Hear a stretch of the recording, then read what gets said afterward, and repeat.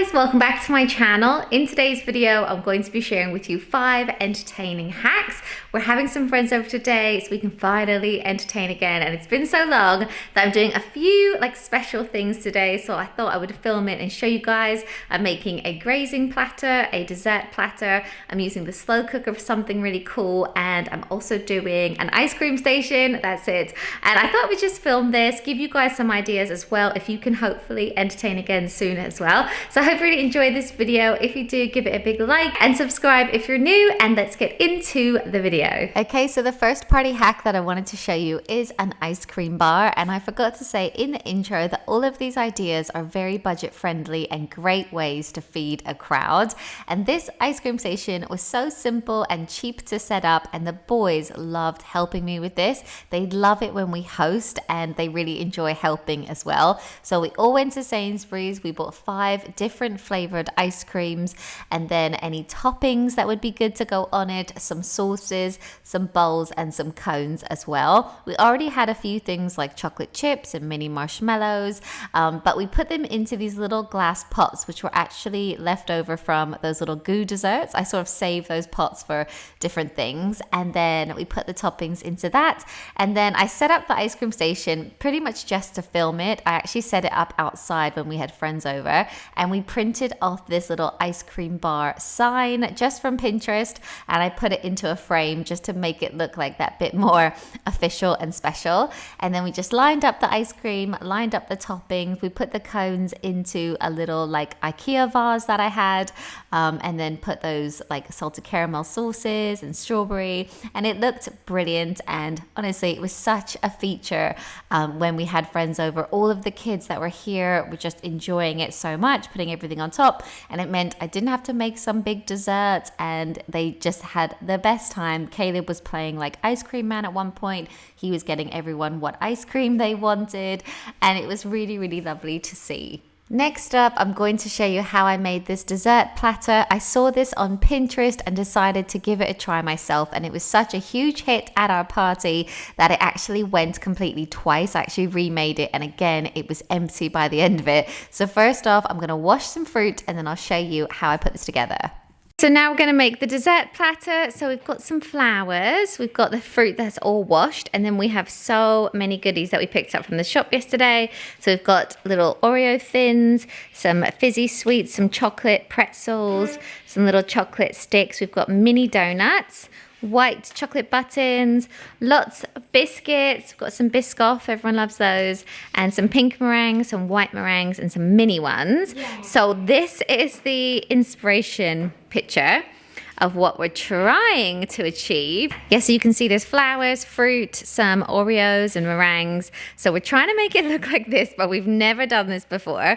And we're gonna use this little platter here to put it on. So my son Caleb helped me do this, and we started out first by grouping some of the larger things together in piles. So we had the mini donuts in 4 different places, the meringues, and then the strawberries in groups, which was a great way to add in some color.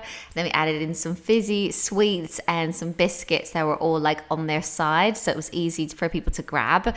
And yeah, this was so quick to do, and I don't really think you can go very wrong with this because it just looks pretty impressive however you do it. As I said, I actually made it twice because I had leftover, and it all went quite quickly, and it was a real talking point. Everyone was like, wow. And I didn't have to bake anything. As I said, it's quite cost effective as well. So yeah, this was a real hit when we had friends over. And I also made a savory grazing plate as well. I've seen these all over Instagram, and I actually tried to book one of these for our get together, but they were fully booked, and I think it was £125.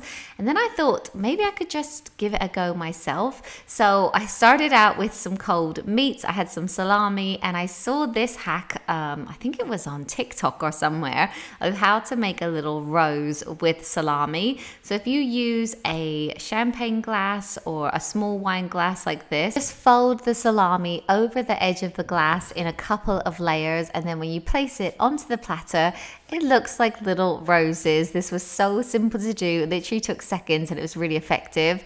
I think it would look even better actually with a smaller champagne flute. But I put these onto the platter first, so they were like a nice focus.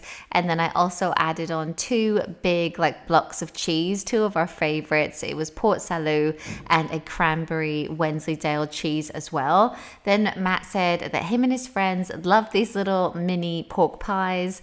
Then we also added in some cherry tomatoes again because it was great for like a bit of color. And then I also had a box of Christmas crackers left over from Christmas that was brand new, so I put them onto the platter, as well as some Parma ham, I believe, some olives, and then any other savory things that we had, like pretzels.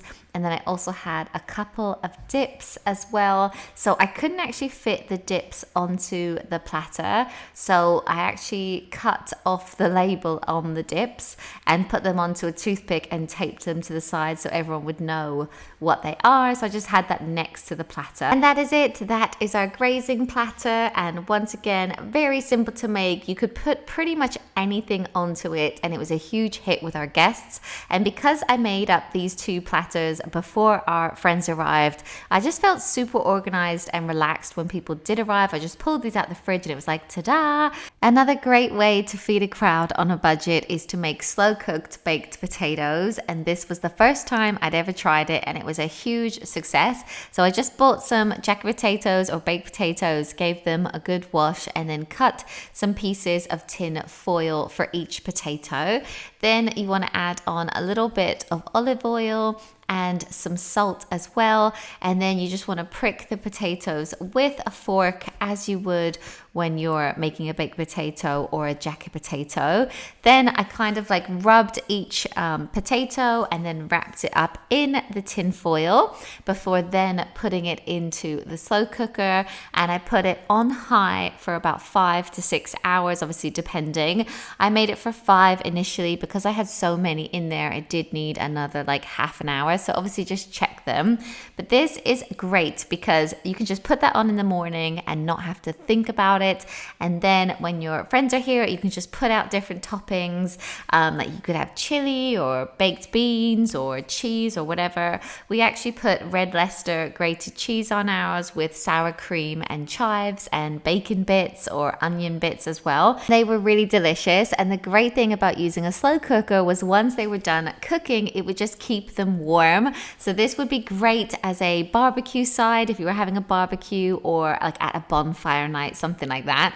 And the last thing that I wanted to show you was I recently bought this huge drinks bucket on Amazon, and we just filled it up with ice and put drinks into it, because when we have friends over, we always worry that everyone's got a drink. So what we did this time was just get everyone their first drink and then said, please, please help yourself. All the drinks are over there. And then we didn't have to worry that everyone needed a drink. They just knew where they were, and it was super simple. But anyway, that is everything that I wanted to show you guys. I hope you really enjoyed this video. Thanks so much, and I'll see you on my next one. Bye guys.